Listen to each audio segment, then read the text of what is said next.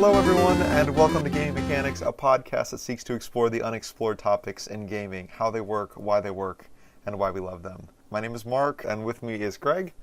I'm not Greg. Today I'm Anonymous Hedgehog. You are, yes. I forgot. I'm supposed to introduce you as Anonymous Hedgehog. Yep. And you are, in some ways. AKA. In some ways, in my heart, you are always Anonymous Hedgehog, Greg. I am AKA'd as the hippopotamus. We are together, and today we're going to be talking about concluding games, specifically the narrative piece of games. As we were brainstorming and thinking about this topic, I realized that much of my gaming experience comes from Nintendo games. And while Nintendo does a fantastic job at so many things, they tend to just not focus as much about the narrative piece in their game. They pretty much come up, you think about your typical Mario game, they sort of just come up with an interesting world and a plausible explanation in that world for why Mario would need to do some crazy things, and then he just goes and does them. Like, I gave the example off the cuff of, Princess Peach has been tied up with magical tinsel, and now Christmas Mario has to go cut Peach free from the tinsel and rescue her from Bowser. It's just like, it's not that super be the next compelling. One. Like they always try to make the capturing mechanics slightly different. Exactly. It's like Mario and the magic tinsel. Find the correct amount of astronomical entities, be they stars, moons, black holes. And then you will unlock the final golden scissors to sever the silver tinsel. Exactly. So, that's an example of, Nintendo... And that's it, done. We just wrote a Mario game. That is actually completely fine. That's not inappropriate. No, yeah, I think that's a plausible storyline for a Mario game. And so they do, don't hear me bashing Mario games. I think the way that they do the mechanics and the level design and all of that stuff, that's where their attention goes. And even some of the art assets and making the world feel a certain way, I think it's brilliantly done. But their focus and their effort really is not put into coming up with compelling plot lines where you just want to see what happens next. I've never felt that way playing a Mario game. Yeah, even the more story-based ones like the Mario RPG or Paper Mario, and the Thousand Year Door. Mm-hmm. Those are super character-based, but the narrative's still the same, right? The narrative is identical throughout the whole thing. There's not any big huge twists or turns. No. And those games tend not to take themselves too seriously either. There's a lot of fourth wall breaking, or just winking at the player, or just jokes and things like that. Yeah, it's more the joy of getting to inhabit the world rather than the narrative itself. So that's a good point that Nintendo tends to do that, I think, and not just with Mario. I mean, think DK64, any of their big huge flagships.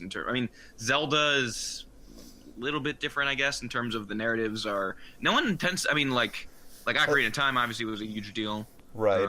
I would say Zelda would probably be an exception to the typical Nintendo style. Like Kirby and Yoshi, do people care about their stories? Not really. Right. Or if you just think about kind of their general arcade-ish feel of a lot of their games, more so, going into, Mario Kart, Mario Party, that sort of stuff. And I think that's pretty true to form for Nintendo, because that's where they got their start, right? Was early arcade games and platformers. And so it makes sense. Absolutely masterful of that too. They are right. I was making the joke about the Mario thing with the tinsel. You can guarantee if that's what they decide on for the story, though, they would have had this unbelievably brilliant deep mechanic about tinsel in the game. Yeah, exactly. That would have been awesome, and it would have tied together, and it would have been really fun. You would have cared a lot about tinsel, because that's the point. That's what they do. Right. So that was just my brief aside to Nintendo, saying that actually a lot of my gaming experience won't fit in this episode because they're not super narratively driven games. But today we're wanting to explore narratives, and a question in my head that's been rattling around is there just something inherently disappointing about ending games?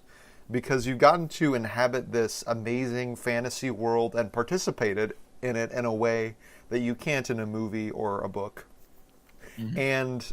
And then the fantasy's over. You actually can't continue to be a part of that world. And so not only is there the relief of the story being over, but there's also a part of you can't affect this world anymore. The story has been told, and there's nothing really left to do. Yeah, I mean that's a fantastic. I mean, you brought this up a little bit earlier, even I think like late last month to me, and I've been thinking about this as well. It's a really interesting point that if there's something inherently not just in terms of games um, as a whole, but or rather not just in terms of like narrative as a whole, um, Right, but because I if think games most people would specifically, say, and you could tell the same exact narrative between a game and a book, and the game would feel a little bit worse to end because you were driving the narrative in some ways. right. And I wonder if there's even this moment, like as the player, where you're like, you can refuse to end a game. You can't really refuse to end a book. Like you can not read the book, but then the Right. book just sits there. But you can keep Yeah. playing a game and not end it.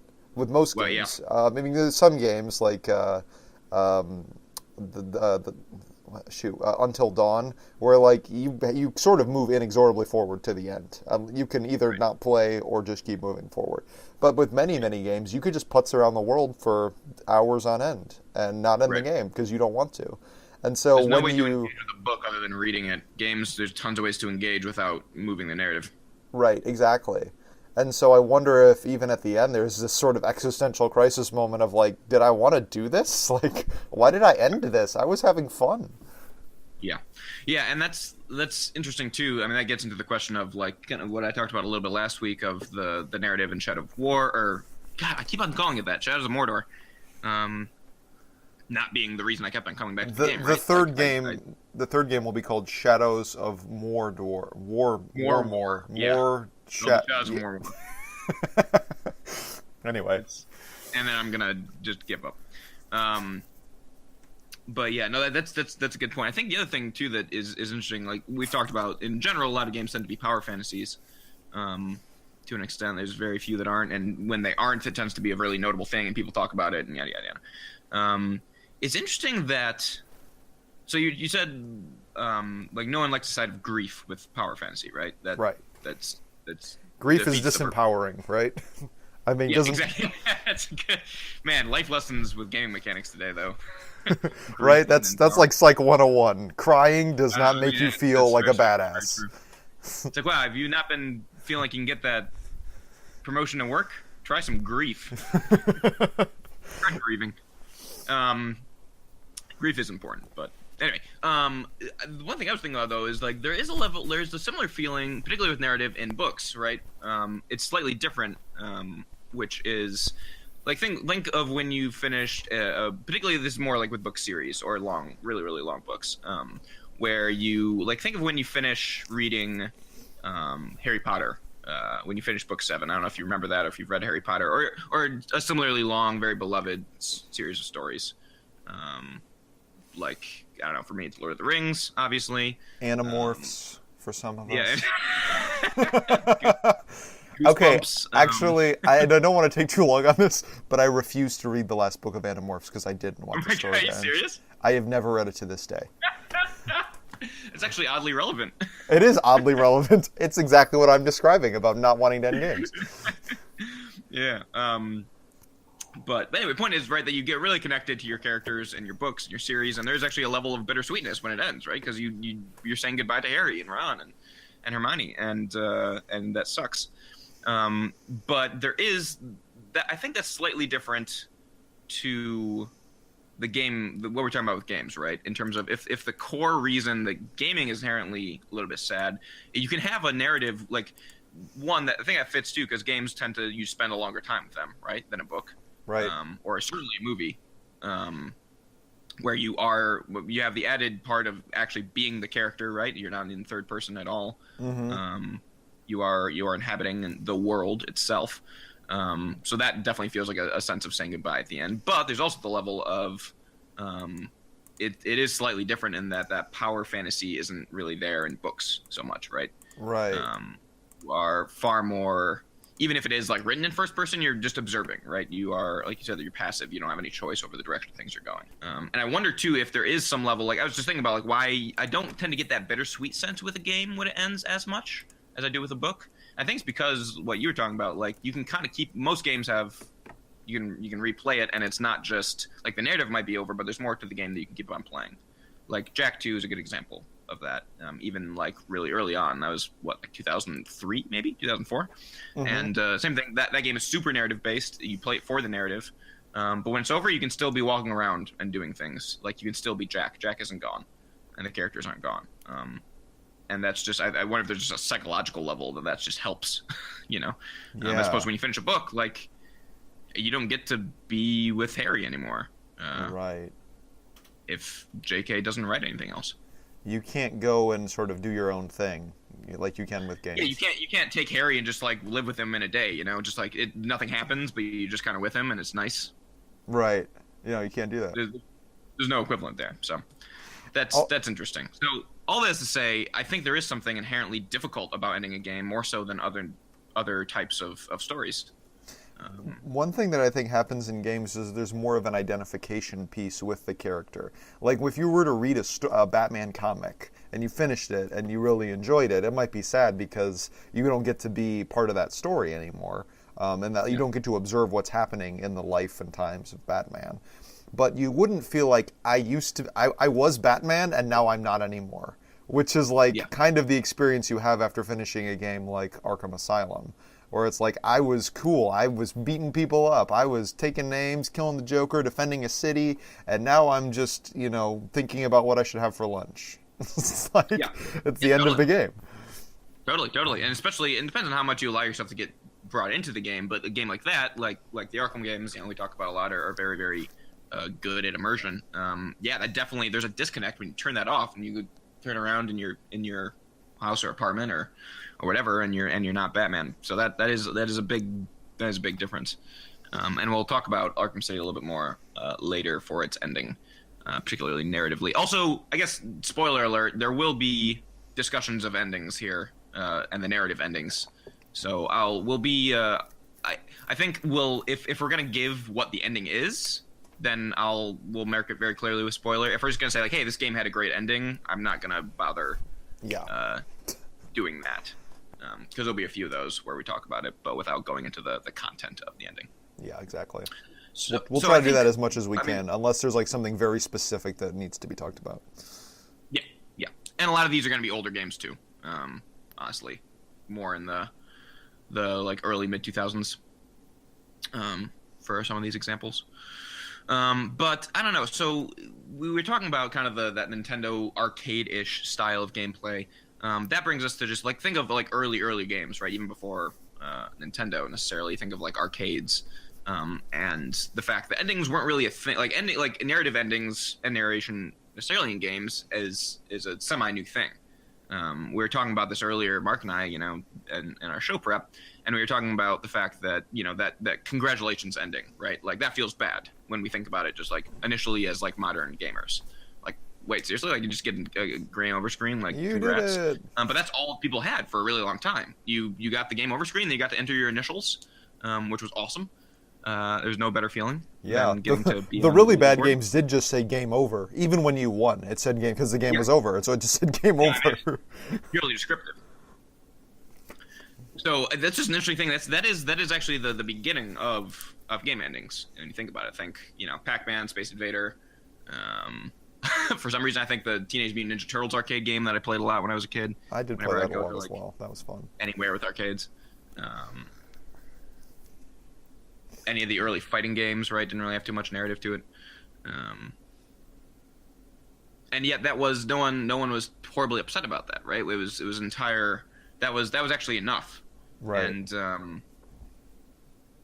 Mark, you want to talk about a little bit maybe why that was?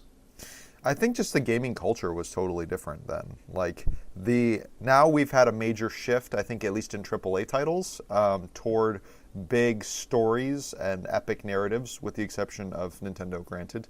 And we want to connect with the characters, we want to feel something when we play a game. And back then, there was much more of an emphasis on just technical expertise. Like somebody who was good at Space Invaders would be on par with somebody who was good at pinball, another famous arcade staple.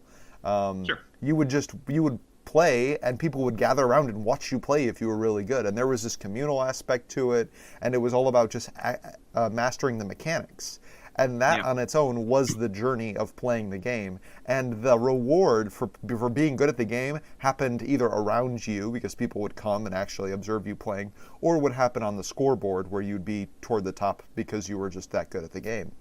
And so Yeah. that was the reward for playing the game, was just being better at it. Yeah. And Totally. there was And a whole that's culture to being good and ranking on the scoreboard and having people know that you were good, yep. and the reward wasn't, I got this really cool story moment. Right. And that goes into too, like, think about, I mean,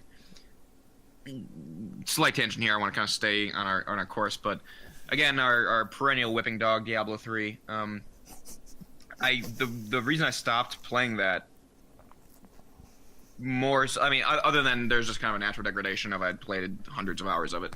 But a big reason why I stopped playing that was when I was looking at one of my friends who plays a ton, and he had all this really, really fantastic gear, and he had, he was pushing these ridiculous level greater riffs, and was just better at the game than me in every way, right? And I was thinking, like, okay, what do I have to do to get that good? And like, what separates this guy from me? And the answer with Diablo is literally, it's just time. Right. It's just time spent. It's just the grind. There's some level around where we talk where you have to learn your builds and get good at that. But that takes, I mean, I've done that multiple times, and that takes, to get to the point, unless you're pushing like upper echelon of the game, to get to be able to play a build takes, I don't know, like an hour maybe of practice. Then you kind of have it under your fingers. So it wasn't like he had just gotten so much better this game than me. It was just he'd done it more, and that's just so unappealing to me, at least as a player. Which is the exact opposite of what we're talking about here, right? Like, I mean, I literally remember, Mark, being in arcades, and when that one guy who could beat the game come, like fighting games or whatever, you could get through like the third character maybe, and then you lost. And then there's the one guy who come through and beat Marvel vs. Capcom in one run through, and it was like, and when he was there, it was like a big deal. Like people would actually, you're right, people would come around.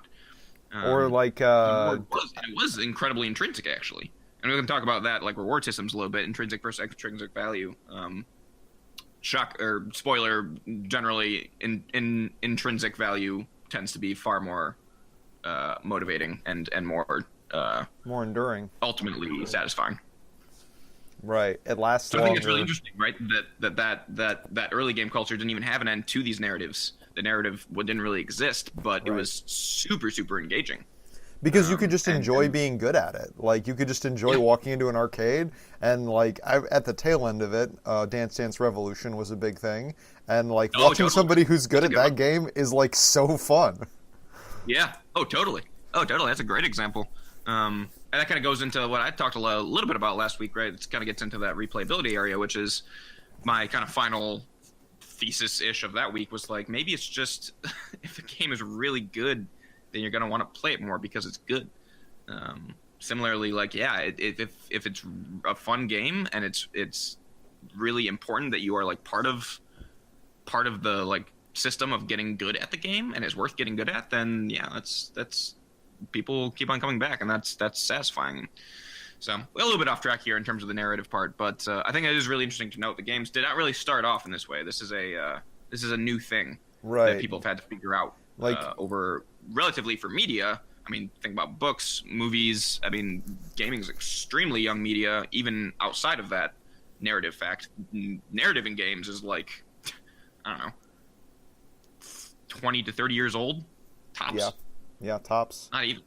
I mean, there's some complaints. There's an early game called Ghost and Goblins. It did just end with congratulations, and then you had to play through it again and an even harder version, and then you got some equally bad ending, and it was unsatisfying.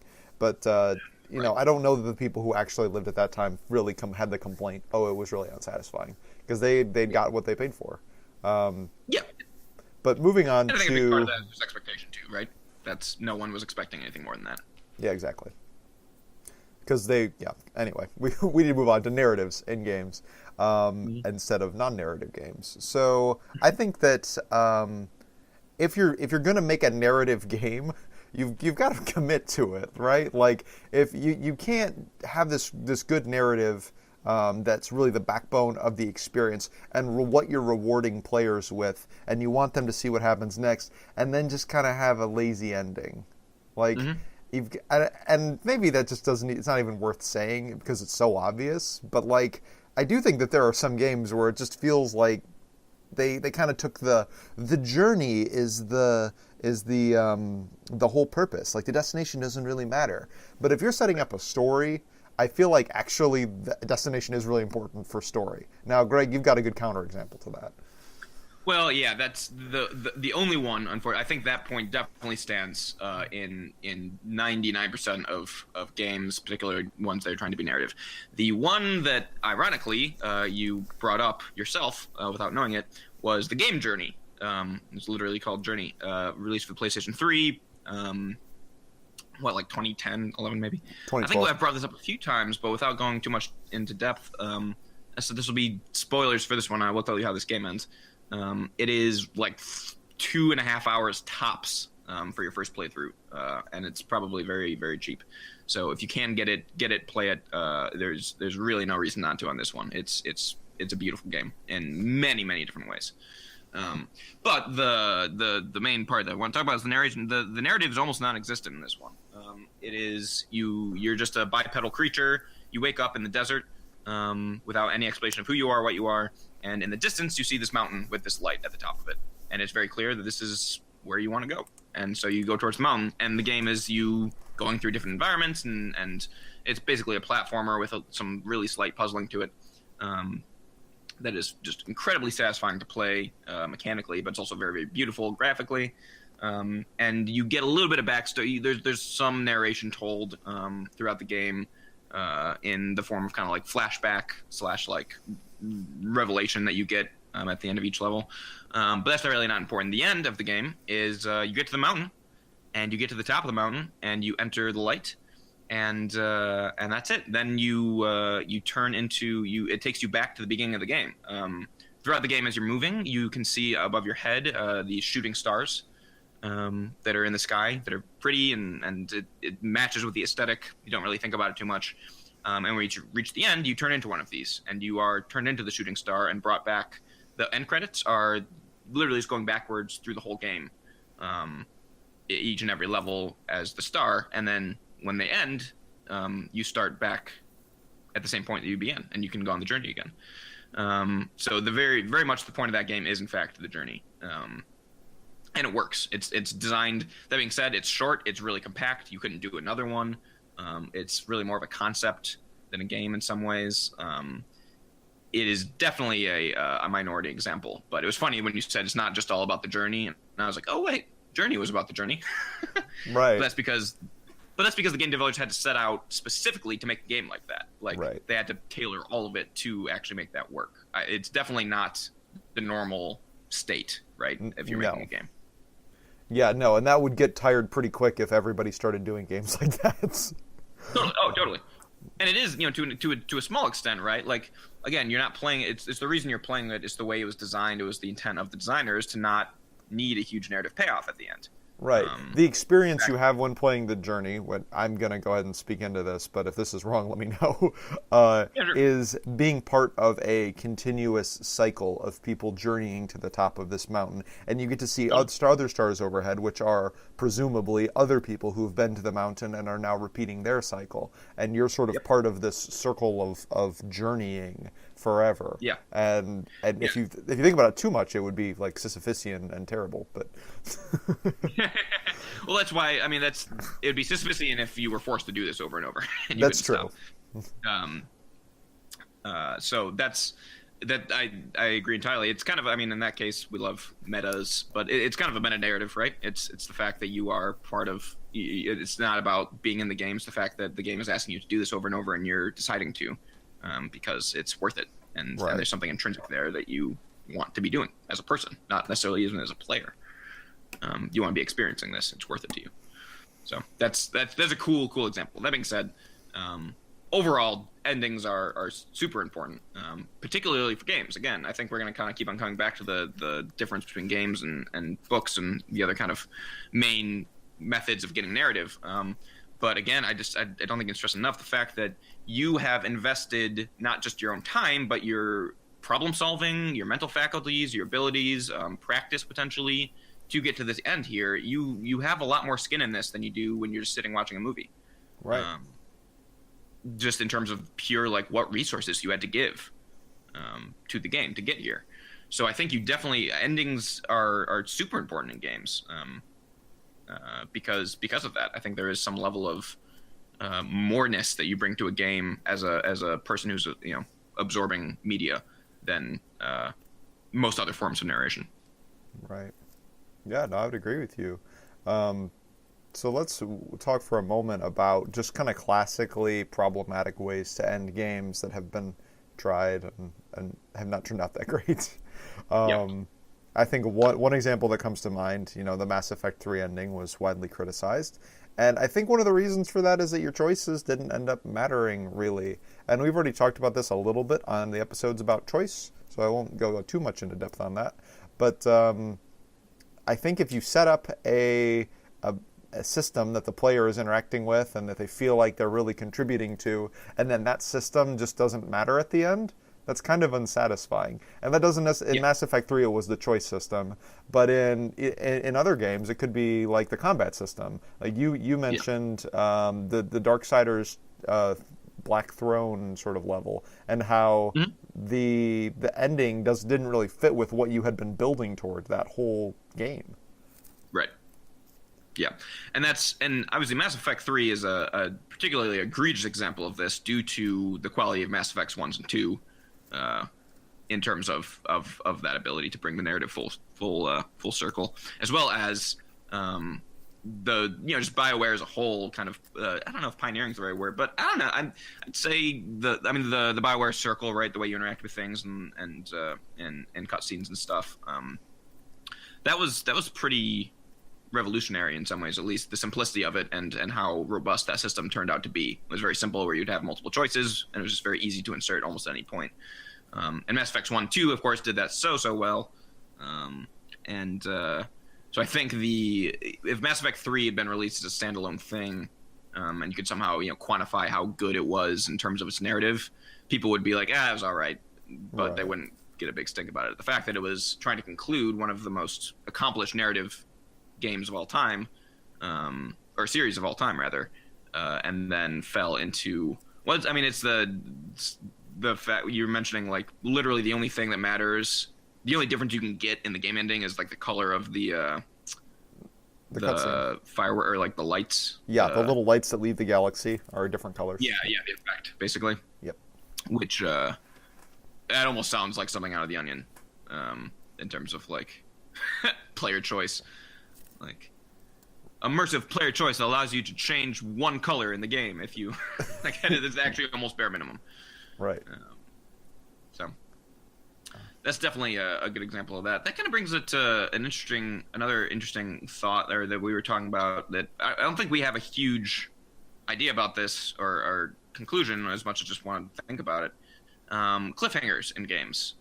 There's, I think, definitely good ways and bad ways to do that. Games are also interesting in terms of I think they are far more, maybe not far more, but definitely very serializable. There tend to be a lot more sequels in games than other forms of media, and people aren't quite as angry about that. People get on about sequels a lot in movies, and just kind of rehashes. But in general, a good sequel game, people aren't like angry when they hear there's going to be another one. Right. A few exceptions, like Assassin's Creed or series are getting really tired. But in general, if it's a good game, people want to see the other one, the next one. Right. Get to play more of it. So cliffhangers, I think, for that reason, could probably be slightly more prevalent in games and be a little bit more acceptable, right? If every movie ended on a cliffhanger, that would get old pretty quick. Yes. I think games get away with a little bit more. Yeah, and I'm trying to think of like why that might be, that it's more okay for games to have cliffhanger endings. Yeah. Do you have any thoughts on that? Yeah, kind of like I was saying, I wonder if it is just like because there's some expectation there of that there's going to be sequel anyway. And so we're not horribly, maybe even subconsciously surprised at the fact that the game isn't wrapping up entirely, because we're like, yeah, no, this isn't going to be the end anyway. There's going to be something else coming. So I'm totally fine with the fact that there's a cliffhanger. I mean, so I'll give some examples of ones that did this really well and ones that didn't do this really well. Yeah. In my opinion. God of War 2 is one of my favorite games. I say that a lot, but it really is. It's my first M-rated game I ever bought and got to play through, and so special place in my heart. At the end of that game, spoiler, for a roughly 10-year-old game, if not older. No, it was like 2006, man. This game's like 15 years old. Whatever. If you haven't played it, you should feel bad about yourself. Yeah, if I haven't shamed you implicitly, then I haven't done my job yet. No, Half-Life 2, or sorry, spoilers. I'll begin to Half-Life 2. No, God of War 2 was it ends with you literally the basic plot of that game, right, is that you get betrayed by Zeus. You start the game as the God of War. Zeus betrays you, steals all your godly power, and kills you. The whole game is you trying to find the Fates, the creepy 3 women from the Hercules movie with a single eye, if you remember that, and change your fate so that you can go and beat the crap out of Zeus because you're angry. And so the game ends with you fighting Zeus. You do this, you murder literally everyone like you do in every God of War game. You kill the Fates, you change your fate, you go back in time, and you beat the crap out of Zeus, but you don't kill him. And the game ends, so you've been setting up this whole big conflict with Zeus and the Olympian gods who have betrayed you. And you've been getting help this whole time from the last people the gods betrayed, the Titans, in Greek mythology. And the game literally ends with you on the back of a Titan. You've awoken all of the Titans. You've released them from their prisons. And you are riding on the back of Gaia, the mother Titan, climbing Mount Olympus to tear down the gods. That is like the last shot, is like Kratos on the back of a Titan with like 15 other Titans climbing the mountain and the gods preparing for this war. And that's like, poof, and it's over. Yeah. So it's like so hype, right? Like so cool. Like this is fine. Like it feels like for a game that was already incredible in scale, suddenly they just up the ante again. And all you want to do is just beat the ever-loving crap out of Zeus and the Olympians who suck. And it's so engaging, and then it's over. Right. And I think that's great because they like managed to make it feel epic while still saying there's more. Like I think that when sequels or especially part 2s are difficult in a trilogy, but I think they go bad when the ending doesn't really feel like anything was accomplished. And like it's tough to have something accomplished and still have there be something more to do. Like it's easy if there's only one big thing to do and then you do it and then that's the end of the story. But to make it seem like you did something important and there's still more is difficult. I feel like I said that like 6 times, so I'm done with that.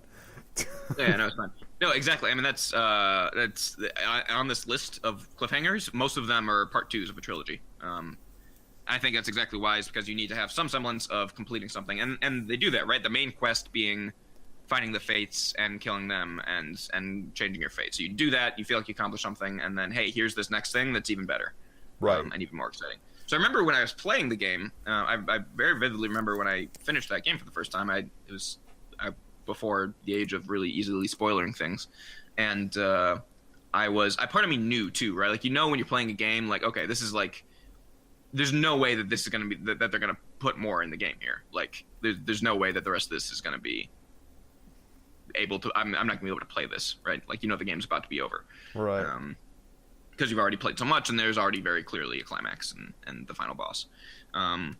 But so there was a level of frustration where I was like, but it wasn't like disappointment and anger.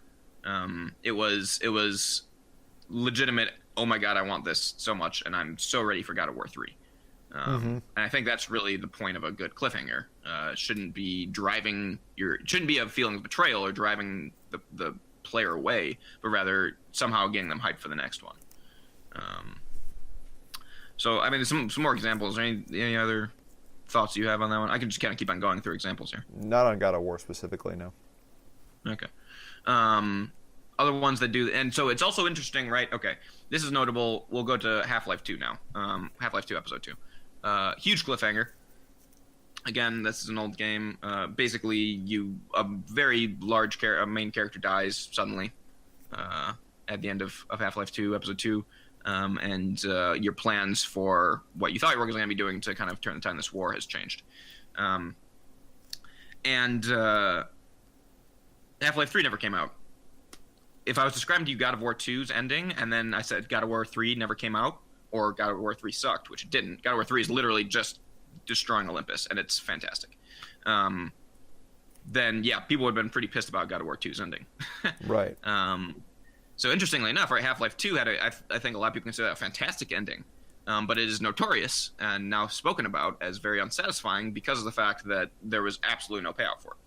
Right. And that's incredibly. It's funny how something can become unsatisfying in retrospect, but it totally happens. Yep. Like where in the moment, if you finish Half-Life 2, you'd be like, "Oh my gosh, Half-Life 3! I'm so excited for it." 10 years later, you probably don't feel the same way. Right. So here, another example of this that, and I, like I said, I don't have a clear. I'm interested in trying to figure this out with you in real time, but all right. So Halo 2 is an interesting example in that it seems to have a lot of common with these other two games that I was talking about narratively, and yet people don't reflect on it well. They usually Halo 2's ending gets brought up as like, oh god, Halo 2's ending sucked, which is interesting because it seems to have a lot in common. Basically, it ends with again, spoilers for Halo 2. It ends pretty ambiguously. Master Chief appears over the sea. Earth is getting invaded, which is super scary. That's like really, really bad. The Covenant found Earth, and that's really, really bad because that's kind of our last bastion. And Master Chief arrives at the siege, and as I forget who it is, if it's Johnson or not, calls him, or maybe it's Horner. Or sorry, that's StarCraft. One of the admirals says, Chief, what are you doing? And he says, finishing this fight. And he's in a ship, a Forerunner ship, basically, and then that's the end. So it's similar. It's like, okay, huge, big set piece, the thing we've been building towards, the Siege of Earth. We appear with something new, this unknown kind of piece of technology, Forerunner technology, and it sets us up, and then it's over, and people hated that. Yeah. Like obviously people were hyped for Halo 3, but. Yeah, but it just Why do you think that one was so different? Yeah, you know what? I'm not quite sure. I mean, I wonder if it just didn't feel like you really affected much in the plot, because like Earth was going to be under siege, and then it ended up, yes, it is in fact under siege. So if maybe it just didn't feel like you were much closer to accomplishing what you wanted to accomplish. Yeah, I think part of it too is most of the game isn't spent. So the game opens with Earth getting compromised, and the Covenant show up, and you defend it for a second, and then most of the game is spent on a Halo, on the Delta Halo, trying to make sure that doesn't go down. Right, it's the big reveal is that, oh my god, there's another Halo, and then you come back to Earth at the very end. So yeah, I think that could be part of it. Was the bulk of the narrative for Master Chief Leaf is on the Halo, and then there's the other half of the narrative is with the Arbiter, a Covenant elite. And that doesn't really have to do with the ending of the game either. So I wonder if there's some level of, again, it kind of didn't quite line up, right? The thing that we spent the whole game doing was, didn't quite wasn't what we ended up getting in the ending, right? Yeah, it kind of felt like a side quest. Yeah, or just like a kind of a cheap way to get us excited again. Right. In God of War 2, though, I don't know, like. In God of War 2, the whole point, like I said, the mini quest is getting the fates and changing your fate. But the whole point, the reason for that, is because Zeus betrayed you, and you want to beat the crap out of him. So that lines up well. As opposed to in Halo, like, yeah, your whole thing is the defense of Earth, but at the same time, the whole thing is spent away from Earth. You're on the Delta Halo. There's a whole narrative about the Halo and the Flood. And you learn a lot more about that. A lot of the time spent in game is not about Earth at all. You learn about the Gravemind as a character, and the story of the Flood and the Forerunners gets more and more interesting. So I think they just kind of missed what was really interesting about Halo 2's plot, which was, some other stuff, and then ended it with something that wasn't as interesting. Most interesting thing about God of War is killing the gods. Most interesting thing about Halo at that point, honestly, was a lot of the mythology and the mystery of the Halos and the Forerunners and the Covenant and their relationship to it. It wasn't necessarily just defending Earth. So that's my guess. That seems pretty plausible to me. Like, I think that's a good point. Like, yeah, in fact, in Halo 1, that really wasn't in view. Like, you defending Earth wasn't like a thing that you were super directly involved with. You never went to Earth in Halo 1, I don't think. Yeah, no, I don't. Yeah. And think about Halo 1 opens with you finding the Halo and ends with the Halo blowing up. and that Right. feels great. It was about the Halo. It's fitting. It is. Yeah. So yeah, that's interesting. I'm going to go ahead and move on Final. to other types of endings Yeah, we that don't should move necessarily on. involve sequels, just so that we can discuss those as well. One thing I noticed when thinking about ends of games is that there seems to just be a sensitivity to the normal problems of a game, except for they're at the end. And so, like having kind of a poorly scripted boss encounter, if it was in the middle of the game, it's forgettable. It's fine. Right. You move If on. it's at the end of the game, it's like, oh, that was so unsatisfying, because it feels like it ought to be a culmination of everything the game was building up to. And so, if there's something that's just a little bit off, I think people are more sensitive to that. Like, it's fine to have a section of the game where it's sort of out of character. Like, suppose you're playing a Zelda game and then you have a stealth mission. It's happened in a few Zelda games. I know the Wind Waker has got at least one or two stealth sequences. And Zelda's not a stealth game, but it feels fine because it's just in the middle of the the game. time If your concluding level was a stealth level, I think that would be kind of disappointing because that isn't a culmination of a game that's not about stealth. Right. Right. And there's a really just other simple psychological reason for that too, is that when you're thinking about lists or any large amount of content, the things that stick in your mind are always the first and the last items Right. on the list. It's just true in general. So obviously the ending and the beginning are going to be usually the most memorable parts of a game, barring some huge ridiculous twist or something. And so yeah, it's going to stick out more. So yeah, I think it's a great point that intrinsically, right, there's nothing different about the end of the game when you're designing it or developing it. It still has to be the same quality as the rest of it. It's just it is the most weight on it, and it's going to get judged differently because of that. Right. So I totally agree in terms of the lack. Say something happens like that early or mid part in the game, that tends to get overlooked. If it's the end, then that's gonna be the thing that sticks out, or at least will be more egregious because of it. So I think it's interesting. That's a really good point. Yeah, and it's I mean, weird to like report that to somebody. Like, what did you like about that game? Tell me about Wind Waker. Well, then you can't talk about the end, right? Because if the end isn't characteristic of the game, you can't really describe the ending to them. But the ending is kind of like what you want to tell in a story. So if you're telling somebody the story of a game and the ending is out of character, I don't know. It's like, how do you talk about that?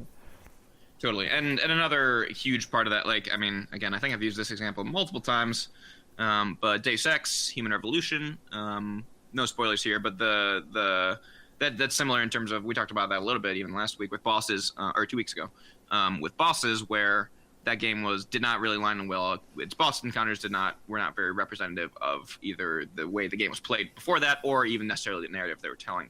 And I think if the final boss, like, I think there's like 3 bosses in the game, maybe 4, and the mid ones, you play them and they are disappointing, right? And it's like, okay, well, whatever, and then you keep on playing, and it's a fantastic game in almost every other way. But then when the last thing that you do is fight the final boss, and it's exactly the same as those other underwhelming bosses, you're like, okay, this is like, I wonder if the final boss had been really good, if people would have talked about the boss, like the other 3 bosses, as much, Right. in Deus Ex. That tends to be a really, really common critique of that game, that showed up in basically all the publications. That the And it's boss a battles common just speaking were point, unsatisfying. obviously. But it does beg the question, hey, if that last one had left a better taste in your mouth, would people even talk about it? Do people talk about the middle of games as much? I don't think they do, no. I mean, people will talk about gameplay. Usually instead of talking about the middle of games, people will talk about gameplay and like what the mechanics are like. And Right. that'll sort of be the abbreviation of the middle of the game. Is like, doing the game, using these mechanics. Unless it's a highly narratively focused game where you really play it to get the story in a game like Heavy Rain. You wouldn't just gloss over the middle of the game, because then the story would make no sense. Right. Yep. So what? Man, we got a lot left here. What do you think? Do you want to talk about like the intrinsic, extrinsic value systems just in general? We kind of touched on it a little bit earlier, but you had some really cool points there. Yeah. So hold on, I gotta think of where I'm going with this. 46, 42. I'll cut this. So what what am I trying to think of here? You can skip that point too if you want. And offering intrinsic and extrinsic value. I think maybe I was. Oh, I think maybe a narrative as reward was sort of my structure for that. Yeah. Okay, cool. So I'll do that. So I'll jump back in here. Yep.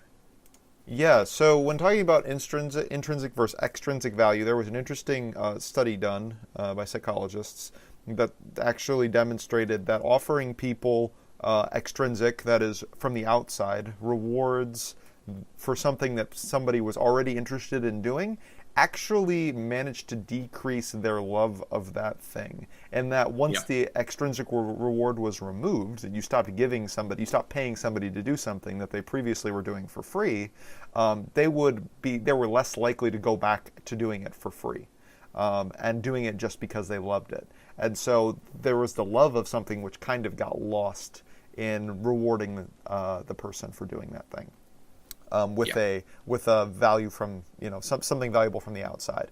The idea is that doing something that you love is actually its own reward. That's not just a cliche. And once you start distracting people with other rewards, it eats away at the power and the built-in reward that comes with doing that thing for a person. So I'm going to tie this into narratives because I think that some of the ways that game designers can treat narrative is like a reward. So you reward the player for playing the game by giving them story bits. And hopefully those bits are interesting because it'll keep the player playing. And it actually, I think, can detract from people's just love of experiencing the game mechanics and the gameplay that you've set up by distracting them, by feeding them narrative. Because then once the narrative is over, because it has to end, right? I mean, narratives have to have conclusions, and writers are expensive, and having good plots are hard. And being original, all that's difficult. So once the narrative is done, if your game was heavily focused on rewarding player with narrative, are they going to keep playing your game? Probably not, because the story's over, and that's what they have been rewarded with and have been taught. This is what I get for playing this game. If instead of just you had a high focus on the mechanics, you made them deep and interesting. I'm not saying don't have a story in your game, but rewarding players in just having them appreciate the experience that they're having, I think that can go a lot further in having somebody enjoy the game. And it doesn't have to have as an abrupt of a conclusion where the wind is sort of taken from their sails because the story's over, even though they were having fun. Yeah, totally. And I think just intrinsically, the problem with using narrative as an extrinsic reward is that narratives don't really work well that way. Certainly you need to be able to keep your reader, your watcher interested in the narrative as it moves. So you need little hits, but if we can begin treating it like, okay, every so often I need this thing to really be like, if this huge big set piece or the huge explosive twist, too many of those get really tiring, right? It's not engaging and usually makes for a pretty crummy narrative. I think that's why you see a lot of cliches in video games, and why they were not particularly well known for their stories is that a lot of times the story was more, like you said, this kind of an extrinsic thing to kind of keep the player moving and keep playing the game, as opposed to just something kind of built for its own purpose and built well. So I think that's a fantastic point. That reminds me slightly of also the overjustification effect in psychology being. If someone offers you more than you think is necessary for completing a task, you become immediately suspicious and won't want to do the task, even if you would normally, right? Like, say I was like, hey, can you cover my shift at work? I'll buy you like a box of cookies. That's like reasonable, right? That's like a normal thing people would say. If I was like, I will give you 10 grand to cover my shift this week. You're immediately like, wait, what? What's gonna happen? What the heck? What's going on? Do you have a hit on you? Like, what's happening? Exactly. Right. Yeah. Right. Did you find something out about? Yeah. Are you clairvoyant? So anyway, so that being said, right, like 10 grand is of course worth more than a box of cookies, but people will not take that. People will say no to that, or be super, super suspicious. So similarly in games, I think there's some level of like, okay, fine. Do I really need like an achievement for starting the game? Do I really need like to be given this constant stream of kind of worthless crap that's coming through Um, like, do I need a reason? Do I need complete and utter like just only reward based mechanics, Right. where every single thing you do gets you something, and then that's going to kind of be useless later? Like, no, probably not. In fact, I would argue that's a big problem with modern games in a lot of ways. Kind of the loot grind style that's become quite popular, or just unlocking everything by doing like everything you do unlocks something. Right. That just gets really wearying, as well as, like I said, there's a natural, like, for me at least, and I think about this a lot, but like, yeah, if the game pops up and says like play 5 competitive matches to get like this thing, even though I was going to do that anyway, sometimes depending on what it's offering, I'm like, I don't like this. I don't want to just be doing this to get this reward, or like, I don't know. I begin to feel cheated. I begin to feel like pandered to as a Right. player, and that's a bad feeling. And like I said, and ideally, right, the game would be good enough that I'd be like, hey, I want to be playing. I'm not even going to count how many competitive matches I'm playing, because I just want to keep on playing it. Right, because it's fun. That works. I think mobile games are very sensitive to this because they're trying so hard to attract audiences that they, Yeah. there were studies done that show like if your first 5 minutes with an app is really enjoyable, then you're much more likely to leave it on your phone and to go back and play it. So, Right. mobile gamers have done, or mobile game designers have done what apparently the whole, game designing culture has just decided is the best thing, which is they operationalized and sort of gave you all these rewards and made it really, did a lot of operant conditioning on their players basically to make you want to come back. And so it's not a fun experience, and it does feel like being bribed and like kind of pandered to. Because, like, yeah, if you come back to Candy Crush in the next 10 minutes and you'll get another extra life. And it's like, wait, Right. why are you trying so hard to control my behavior in this game? Right. Well, the interesting thing there is that, of course, as with many psychological constructs, it's not just a normal like if what I was saying was entirely true, right? That the over justification effect didn't work, then those games wouldn't have succeeded. But they did. The interesting thing to note is that, of course, that is part of it, and I think people do respond to that. However, operating conditioning as a whole and the other psychological processes that they're zeroing in on are more powerful. Right. That leads to something called cognitive dissonance, which means there's conflicting ideas in your head, and you have to do something to get rid of them. So say, hey, I have this really negative feeling about the fact that I feel like I'm being pandered to, but God, it feels really good intrinsically when I get that extra life, and I really just, or I really want that. Those two ideas are conflicting, right? So you actually have to take some action to make sure that those two things don't conflict anymore, which in this case would be the easy one of logging in an hour, and then suddenly you've done the thing, cognitive dissonance is gone, and you move forward. So there's, like I said, it's very interesting in that these things are here. It's just there's more powerful psychological processes at play too that tend to get. Game developers are smart, marketers are smart. They figure that out. That's Right. why we are where we are as an industry right now, I think. Yeah. Yeah, I think that's true. But All right. Well, how about we talk about in our last couple minutes here? As is general, we tend to be rather critical. Let's talk about some good game endings. all right, let's do it. So obviously we just played through Doki Doki Literature Club. I went back and looked at those videos, guys. If you haven't watched us play through Doki Doki Literature Club, I would go check it out. I really think it's a good stream. We had a really good time doing it. We're very involved with the story. But anyway, shameless plug about our stream. But Yeah. the ending was I think it was good actually too, man. I've watched some other ones because I also say we were kind of on the cutting edge of that one. yeah. If you look at the stamps, a lot of other people have been doing those playthroughs or been talking about it, and we were, in large part, just lucky enough to have caught it super early. So it's quite the raw playthrough, and it's I had a blast. I think it turned out to be a really good stream.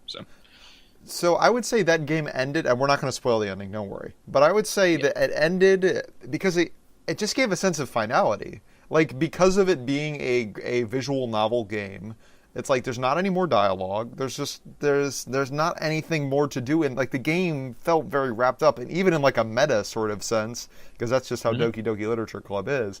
But like it just felt like it was done. There wasn't anything more to say. The person, the developer had communicated what they intended to communicate with the game. Well, and there's also a nice melding of form and function there. Another one of my favorite themes, which was the game was like we talked about. Mechanically, there's almost nothing to the game. It was very borderline, even a game almost. The main resource you had to expend was engagement and emotional intensity, right? That was like what you had to do, Right. as opposed to like some really hard cognitive puzzle solving or anything like that. And at the end of it, you are. It did what the ending is exhausting. You have very little left to give. You've been run through this ridiculous gambit of experiences and ups and downs and twists, and then the game ends on a very it ends on a very appropriate note for that type of challenge, right? Right. Like we were talking about with other games, we're trying to actually match up what the game is for its lifespan to the ending, and Doki Doki did that wonderfully. It didn't end with some weird bullet hell like challenge, you know? Yes. Where you suddenly got that to would have be like, very these really strange. great, you know? Yes. Spoiler: Doki Doki Literature Club does not end with a bullet hell. Yep, that's true. I can confirm. So another game that I played through recently was Firewatch, and I don't have you checked out this game at all? No. Okay, that's fine. So I'll just talk briefly about the end of Firewatch. So you are joined, and I won't spoil. I'm going to spoil the beginning of the game, which I guess is not really a spoiler. But the game starts with telling a story about you meeting a girl and then her getting sick. And then so I think you're married at this point. You've been together for a while, and then she gets really sick and she's in the hospital, or she starts forgetting who you are. She's got memory problems. It's pretty rough. And so you go out to the forest to basically do a shift as a park ranger, just kind of on your own in the wilderness for I think it's a couple months or something, maybe 3 months as a shift. And so a lot of interesting things happen while you're out there in the wilderness, and that's the content of the game, which I won't spoil. But at the end, you leave, you're done with your shift, you get helicopter lifted out of the forest, and you kind of have the sense of having been with this man while he was sorting some stuff out, where he was trying to figure out what he's going to do about his wife, who doesn't even remember who he is, and her parents, and just sort of trying to pick up the pieces of a pretty difficult situation. And you went through that with him, and you were in the wilderness with him, and you got to have some conversations with some of the other operators out there over the radio, and you found something kind of cool during the course of the game. But it just felt like, okay, now this guy's going to go live the rest of his life, and that was the end of it. I felt like I didn't really need to see what was going to happen more. I didn't feel disempowered. It wasn't really a power fantasy sort of game. And the guy was experiencing grief, and so me actually feeling sad about the end of the game fits pretty well with what he would have experienced, because he was going back to a pretty grievous situation. Yep. Yeah, no, seriously, and my other two examples are exactly in that realm. The other ones I thought of were Spec Ops: The Line and God of War 3, where the thematic importance of player actions, regardless of whether if you have a choice, right? Neither of those are both linear games, God of War and Spec Ops. You don't have any of those like kind of classic. You can choose the ending, but the fact that you are playing and engaging with the game, Spec Ops does this wonderfully, right? Is it forces you to think about the fact that you are in fact choosing to play this game, regardless of whether or not you have an ability to change what's going to happen. But having all of those things line up for the end and have it be thematically appropriate is really great. In Spec Ops, it's really pretty intense. I'll spoil that one, right? The fact that you have been hallucinating the entire time. There is no antagonist. You are, in fact, the antagonist, one of those classic ones. And that totally fits with the moral ambiguity of the game. It brings the whole thread of that whole time where you're trying to figure out what's right and what's wrong and how far to go into a final conclusion, which is there is no it makes you there's no huge conclusion, right? It's just this very morally gray, difficult place to leave you in, and the game leaves you there. It's not horribly satisfying in terms of like it doesn't give you any answers, but at the same time that's the point of the game, so it actually works very well. It is very satisfying as the end of that game. And then for a far more simple example, God of War 3, like I said, opens with you climbing Olympus, and you want to kill all the gods, and you literally that's the game. You kill the entire Greek pantheon, and it ends with you beating Zeus's face in with your fists. And then there's a slight more narrative end there where you end up it's very bittersweet. It appears that you kill yourself, finally let yourself rest, basically. And that's the whole point. Kratos is this horrible, tortured guy who only lives for vengeance. He gets his vengeance, and then he's done. It's very simple, and it didn't really surprise anyone. but it was super satisfying. It was a fantastic way to end. No one complains about the way God of War 3 ends. And it mirrors It's your, like, his relationship with vengeance mirrors your relationship with Kratos. Like, you really yeah, are Kratos' vengeance because you only exist until the vengeance is complete, and then you don't play in the game anymore. Like, that's a your great only point. goal is to, like, kill people and be vengeful. Yeah, yeah, and that's the whole. That's the experience, right? Then the game ends, and you're gone. It's self defeating, right? In some ways, right? You play a game, and then it's over, and And you have to be I done. think that that might be one of the more effective ways to end games is actually on a low note because the player is already feeling that way. And so if you Yeah, put the main character in the position of feeling, down, grief, separation, the ending in any sort of way, then the player can identify with that, and it sort of feels like we're in this together. Whereas if it ends on like the final character is like gonna go rule the world and be awesome and do lots of fun things, and you're just sort of left there, you know, like I yeah. said, in your sweatpants, like trying to figure out what to have for lunch. It just feels like there's a serious disconnect between you and the game. That's really interesting. Okay, so we're pretty much out of time here, but the other endings that we listed just independently, and this is just off the top of my head of really really good ones, are all bittersweet. Okay, so you used to talk about Doki Doki, Firewatch, Spec Ops, God of War 3. My other ones I'd listed are Silent Hill 2, Bioshock, Arkham City, Mass Effect 2, KOTOR, and Red Dead Redemption. Which, Yeah. again, I won't spoil any of those games. But if you know anything about the ending of those games, none of those are you win and woohoo, you like rule the world. Like, Right. that's interesting. That was a complete accident. I think we just proved our own little thesis. I mean, within our own realm here, but At least we know the endings that we like. yeah, yeah, and exactly. Apparently, that's we have a type. But none of those games are like I said, they all have satisfying endings for sure. But none of them end on a huge upbeat. Bioshock a little bit maybe, but still not. I mean, it's not an optimistic game by any means. Same thing with KOTOR. You could kind of, I mean, you're victorious, but it's still not a it's not an upbeat game. Um, Mass Effect 2, of course, famously ends with a suicide mission. Arkham City is a huge, major character death. Um, Same thing for Red Dead. So Well, one of the things that you brought up while we were just going through endings was for, I guess, other effective ways to conclude games that don't necessarily involve a lot of narrative. And you mentioned something very creative that Naughty Dog did with Crash. You want to just talk for a minute about how they ended their games? oh sure, yeah. There's usually Crash. Loved those games, Crash Bandicoots. Usually they would have a joke ending. Basically, they would have you would. So there's two things I wanted to mention here. This is also a far more common thing back in the day, before honestly the internet. But having both joke endings and secret endings. You beat the game technically, right? You beat all the levels at the bare minimum for Crash, and you get an ending. And then there's all types of other things to do in terms of time trials and secret missions and all that sort of thing. And if you beat all those, then you get another ending, kind of like the stinger at the end of the credits, right? In Marvel movies, almost. Games were doing that way before, and or sometimes Crash. The whole point. They know their audience. They know the game they're making. Crash is all tongue in cheek, right? The whole Right. thing is just super silly. None of it's designed to be taken horribly seriously.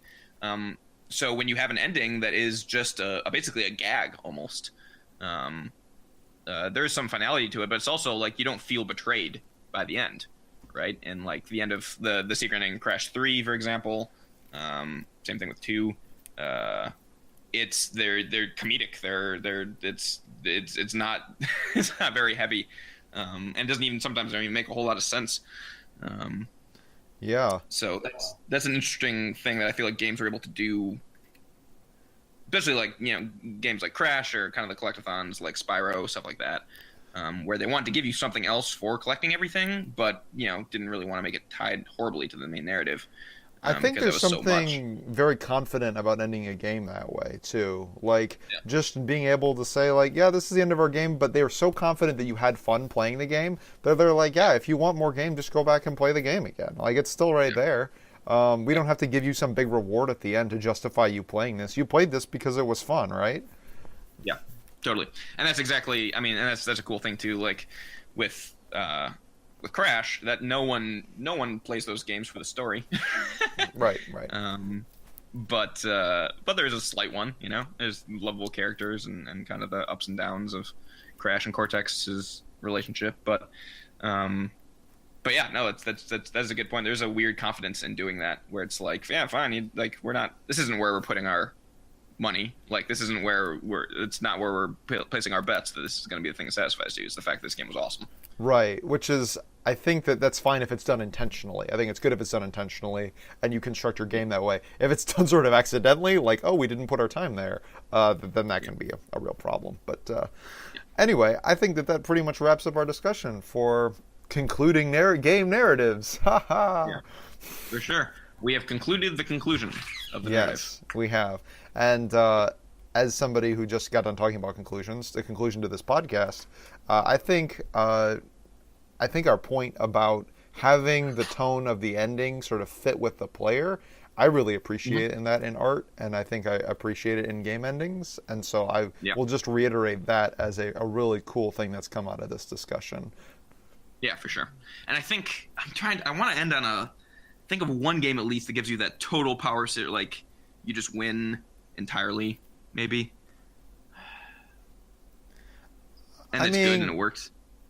Yeah, so Ocarina of Time, right? So you defeat Ganon, and you seal him back up, and Zelda is saved, and I actually don't know if there's really any downbeats to the end of Ocarina of Time, and that's known as a very good ending to a game. Yeah, no, that's a good point. Let's go to the straight up classics. Plus, a lot of the games I mentioned were from like the late 2000s, when basically all media was in a really dark place. That's true. Everyone was just kind of down, and it was kind of this big form of movement towards like edginess. This is when the Batman Nolan movies were really, really explosive. So anyway, I wonder if that'll be coming back a little bit more in the near future, with people just wanting actually happy endings. Yeah, I think we'll see that.